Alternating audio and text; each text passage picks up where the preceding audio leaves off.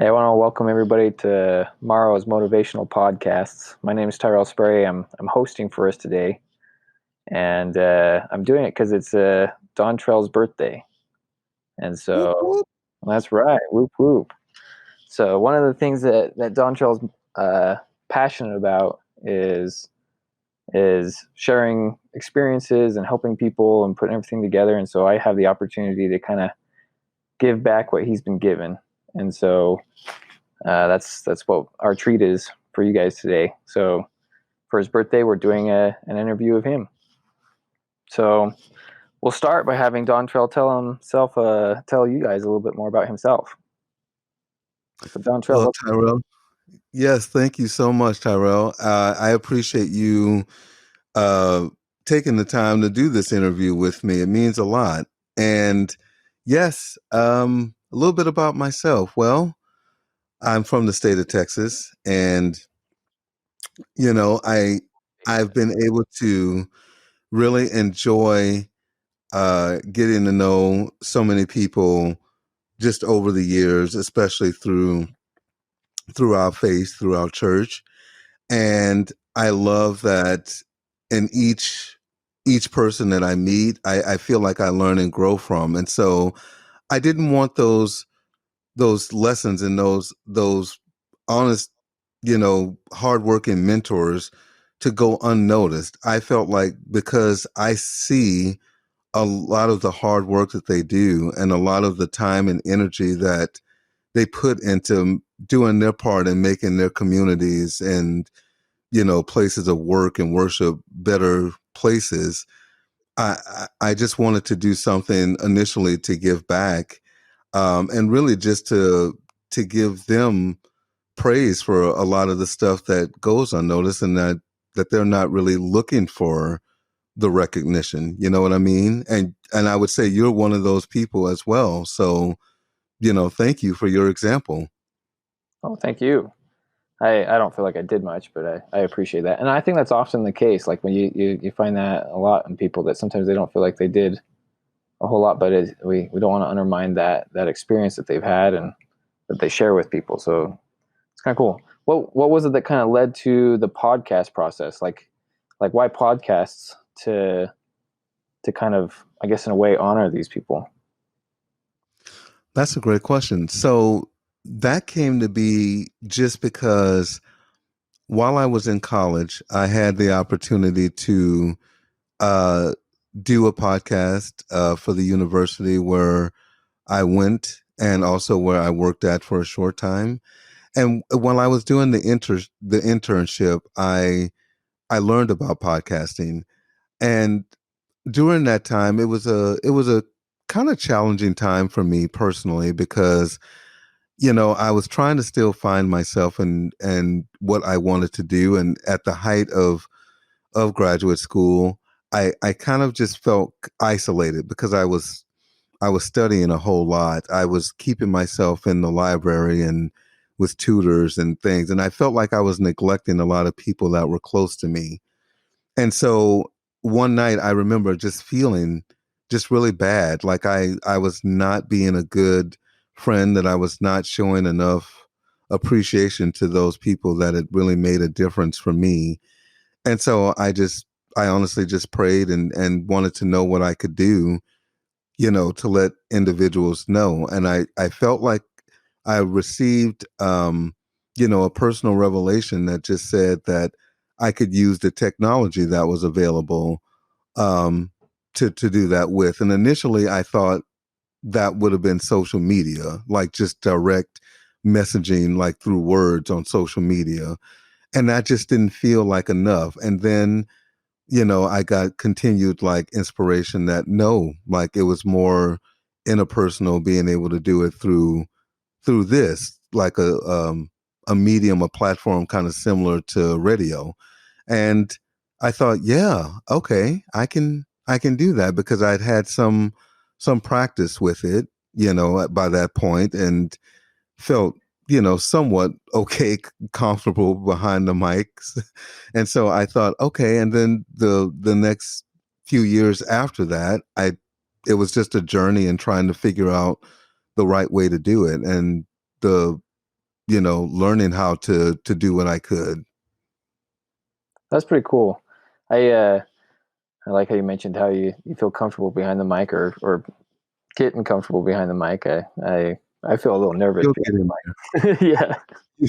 You feel a little nervous now? Oh, it's kind of fun. Almost feel Yeah. like, I don't know. It's just fun stuff. That's cool. So then I actually remember when you started taking the courses, like to start doing podcasts and stuff like that. And I Mhm. remember how excited you were, and you would call me and share with me uh, how excited you were with the learning and the experiences and your mentors, because you had mentors that you had hired to help you with progressing that, and that was really cool. That was really cool. What I think I liked the most about it was that you, in essence, there's an aura that comes from a person who is going after their dream and going after something and setting goals and moving towards that, and it motivates people, and it motivated me, and so I thought that was really inspiring, I guess, is where I'm getting at on that. So, with Maro's motivational podcast, what do you plan to accomplish? What is it that you're trying to bring out with your podcast? So the main purpose of the podcast now is to bring out just the inspirational stories of just ordinary individuals. Um, like I mentioned before, one of the things I noticed a lot in my friends and people in the community at school and places that I lived, that there was so much good going on. And at that time, there was just a lot of harshness and negativity that was being just put all over like the media. And it was hard to like feel like I could watch anything, on television, that just did not have that upliftment. Church was where I felt I was receiving that the most. And outside of that, it was like, well, I really don't have much to listen to. And I started actually listening to podcasts. But I watched them mostly on YouTube. I didn't know they were podcasts at the time. I just learned really how to just find stuff on YouTube, and so that's what I did. And I found a lot of inspiration stuff from there. And so as it's adapted and as I've kind of like, grown with the podcasting medium, the one thing I thought what I wanted to do was just to have just motivational stories. And I try to reach out to people who either I've had the opportunity or pleasure of knowing, or those that are in the community or in the world that are champions of doing things that help people and help them become better and help lead and mentor. So that's kind of what I look for. Um, and I'm always the most excited just telling their stories. That's pretty cool. How do you find them? Like what's the process? You know, it varies. I would say one way I find them, like I follow other people's podcasts. I look on social media, and then I just reach out to people locally, just in my community, or people that I've known and that I've met through the years, and I'll reconnect, and I'll just let them know what I'm doing, and just really let them know that, how they personally inspired me and how I would really love the opportunity to help share their story if they give me that opportunity. And so that's been the process I've done now. As we record this today, I've had one person reach out to me who's a motivational speaker and mentor that I'm excited to interview here in just another week or so. But that was, that to me was wonderful to have someone that listened to the podcasts that are already up and running and really liked what he heard, to reach out. And so I'm excited to do that and to have that opportunity. I feel like it's a wonderful world of like being able to really interconnect, in more ways than I thought were possible. Dude, that's cool. That's really, really cool. What lessons do you feel like you've learned in setting up the podcast and going through the process? The one thing I've learned the most is that it is definitely okay to ask for help. In the beginning, I tried to figure a lot out by myself, and that's what made it take more time and was more, longer process.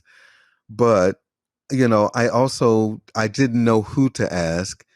But when I did start asking, it was hard for me to keep doing it because I initially had a lot of, ways and paths that I thought the podcast would go down. And the people that, initially were a part of it, in a lot of cases, like we had different ideas or life took us in different directions. And it just never really worked out the way that we initially all planned on it doing at first. And that was hard to kind of navigate, I think, at first. But the thing I've learned is that there's always going to be someone that's in the right field or area that that can help and that can help you learn, just how to grow. That can be essentially that mentor. And that's what I look for now. And so I've had the pleasure of being able to be around mentors that have helped me as far as producing and as far as, just giving me great tips on what to do to really make it the best place for what I really have as a viewpoint and as a vision for the podcast, which is to motivate people. We've been friends for a long time, and so I've heard you talk about some of the challenges that you've had as you've been putting this together, and I think one of the inspiring things for me is how even as you've had ebbs and flows and ups and downs of getting this podcast working, you've never stopped. You've always kept going. You've always figured out a way, and I think that's pretty much the essence of what you're trying to do with the podcast, is that you want to influence or inspire us with experiences that will help each of us overcome our individual challenges and move forward. And do you have some challenges that you would like to share that you had come across and how you overcame them and what you did to overcome those? Oh, yes. There were many challenges. Uh, I guess the main one for me was just trying to understand how to work the podcast through technology. Mhm. I think that was the first big thing. And I didn't realize that, again, that there were, courses and mentors that were locally nearby, a lot closer to me than I realized, essentially on the campus. And yeah, I think that was the scary part, is being able to make sure like that, oh, did I know how to work it? Is it going to work right? Or, you know, just knowing where to find the latest technology. And again, I learned that I just had to reach out to people. And in some ways, even when I didn't know where to find them and they were kind of nearby or in front of me, the Lord was very merciful and would bring people into my path over a certain period of time. And it always seemed like the right time. It was always after some difficult challenge that I had where I could have felt like all was completely lost. And I felt that. I remember, at least, especially a couple years ago, when I was trying to work with, individuals, and the working relationship just was more complicated than I think we both, could have predicted that it would be. And it wasn't necessarily one person's fault or the other. It was just circumstances being just so crazy at the point. Like the schedules were busy, working. I think I was working two jobs at that point. I think some of the others that were working with me were doing the same, plus had school. And, it was just a lot of stress, a lot of late nights, no sleep, trying to figure out things and having each person pull their own weight. And I think I relied in the beginning heavily on that, because I didn't know any better. And so when I finally let go of that notion and saw, okay, you can still do this, even if it is by yourself, that's when I made the decision and that's when things turned around where I feel like the Lord led me um, to others, including, my producer and editor of the podcast that I'm with now with Growler Media. Um, and yeah, and a few others actually. That's really cool.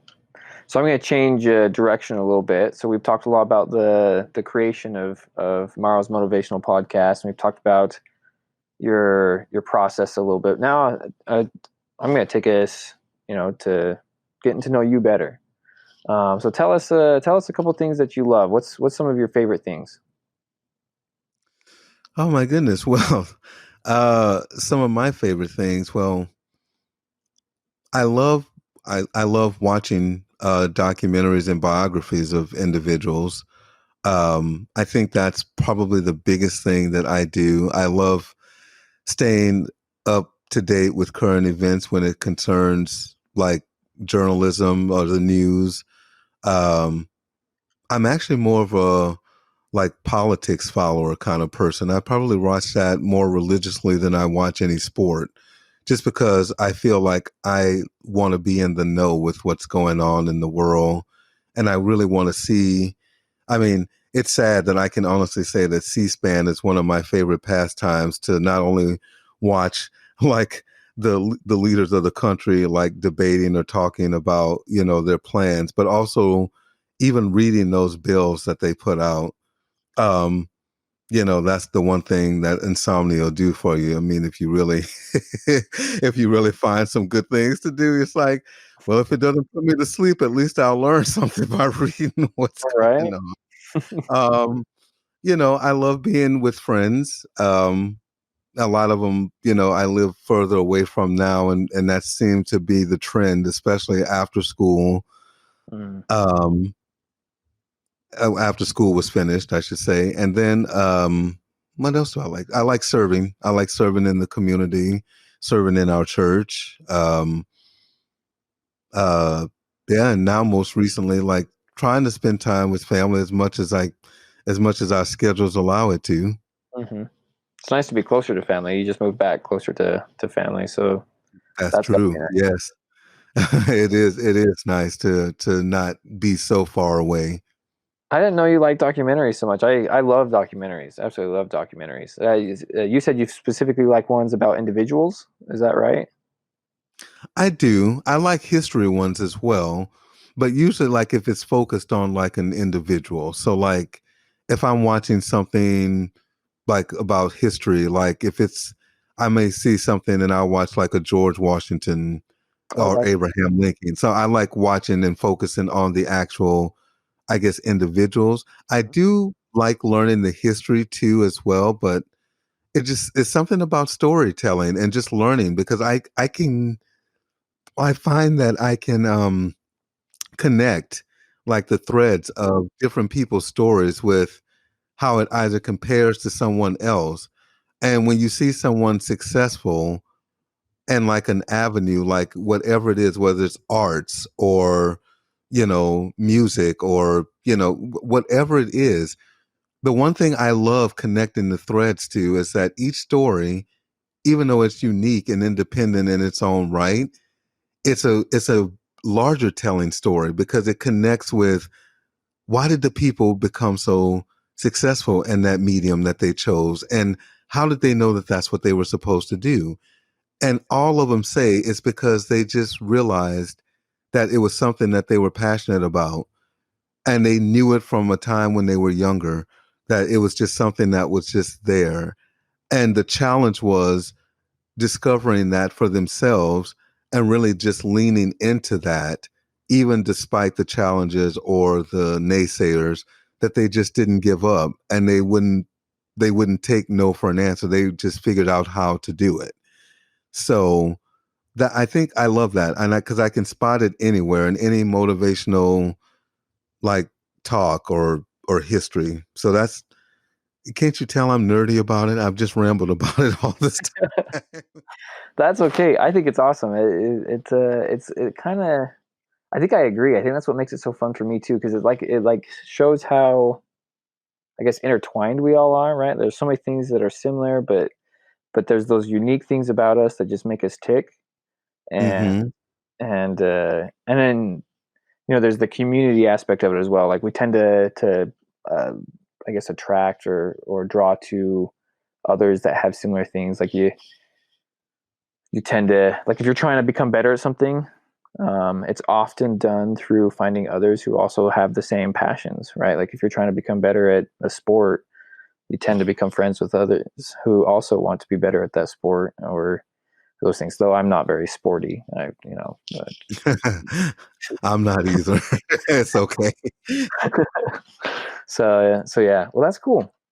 That's really cool. So we've talked about what you like. What are you scared of? What are you the most scared of? And then I'm going to ask you a follow-up question after that. I think the only thing that I'm really scared of is that I am not able or won't ever be able to help everyone in the way that I'd like to.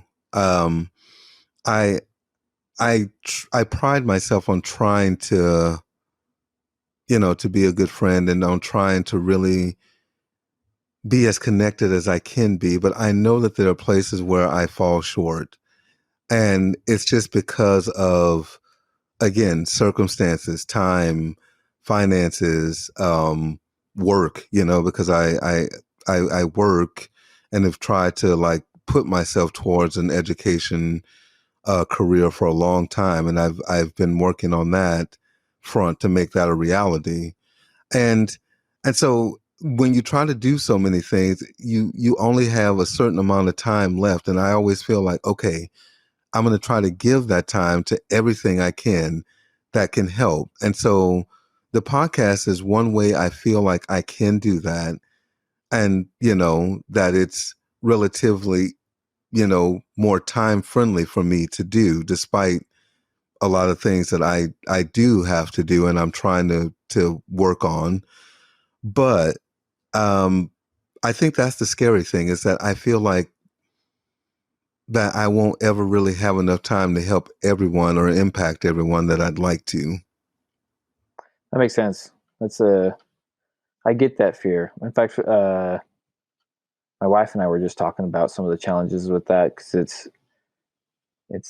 I think we often put the strongest standards against ourselves. You know what I mean? Like how hard we do it, and it kind of becomes like our own motivator, right? Like that's, in essence, that's what's driven you to become the founder of Maros Motivational Podcast, right? Because it's your fear of lack of connection that has, I guess, created the birth of this wonderful program that's making it so that you can, connect people even better. And so I just think that's kind of interesting how sometimes our fears are also some of our biggest motivators. Um, and so yeah. What kind of legacy are you hoping to leave uh, through not just the Maro's Motivational Podcast, but just with your life? What do you want to do?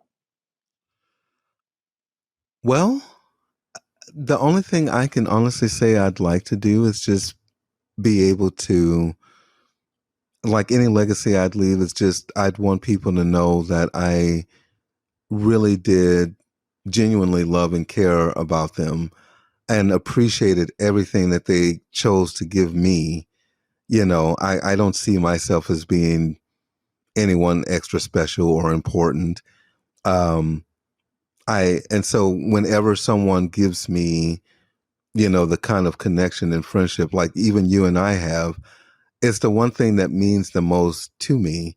Because I feel like it's the only one thing I can leave on this earth, regardless of whatever happens, as I really leave the earth. But I feel like it's the only thing that I can also take with me, um, to the next life after this. I believe in that, in life after death, um, and so that's the lasting thing. So my legacy, I would like people to know that I really, for everyone who gave me, of their time and of their skills and their love and their mentorship, that I never took it for granted. And if I never said it to them personally, that I do love them and that I, cherish those moments. I mean, more than probably people might know.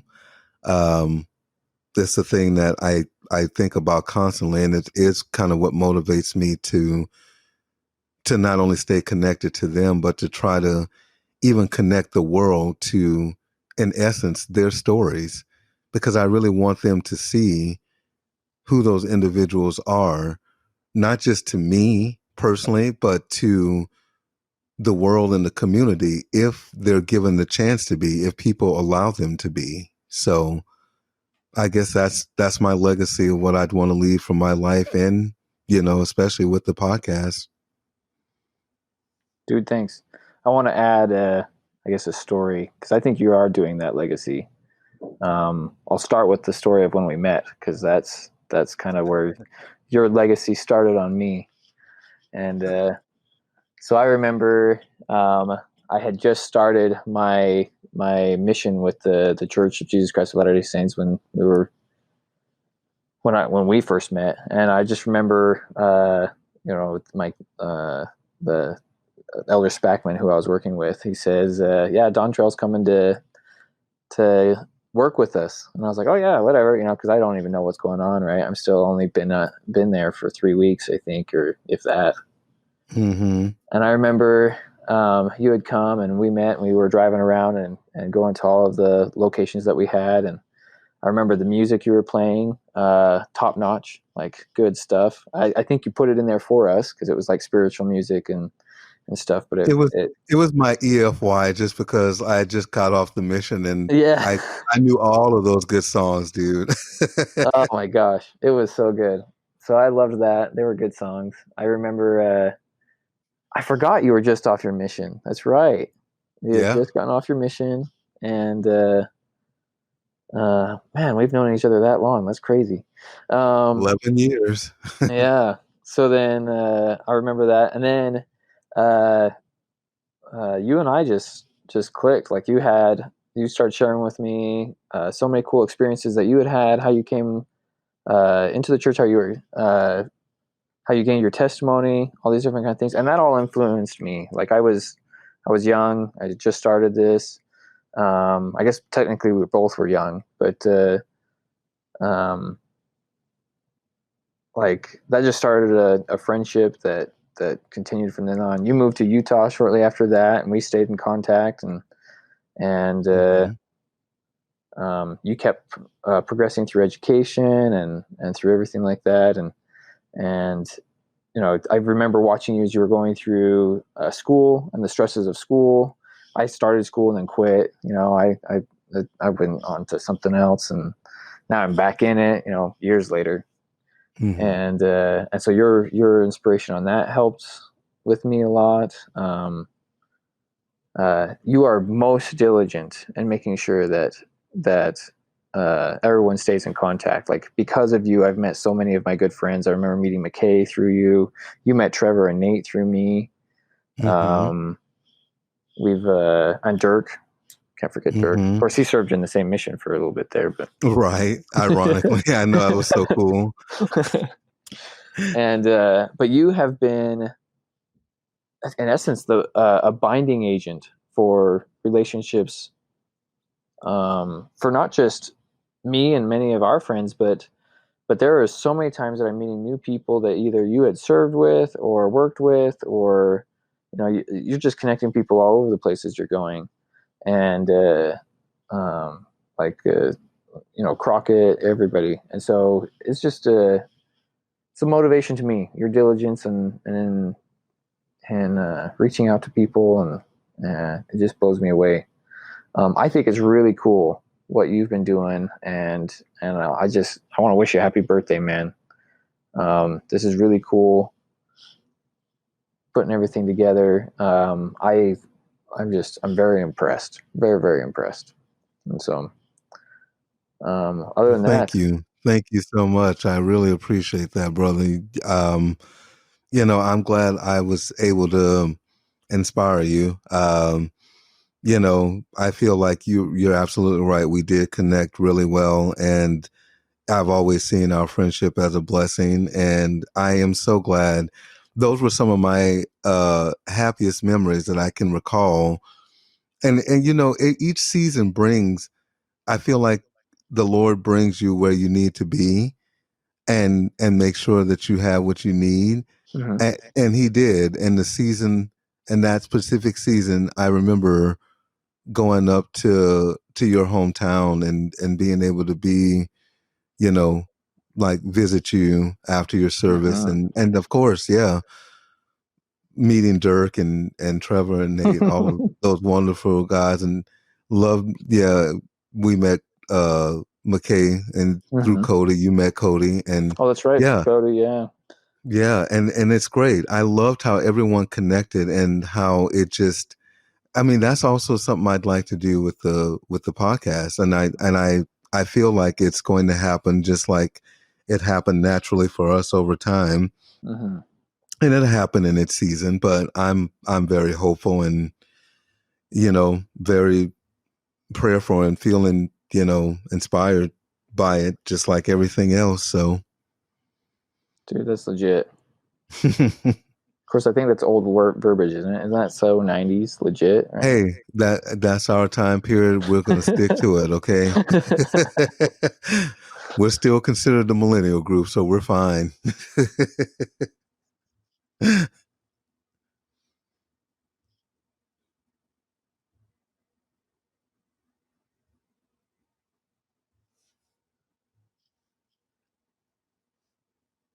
I think it cut out that last little bit. I apologize, dude.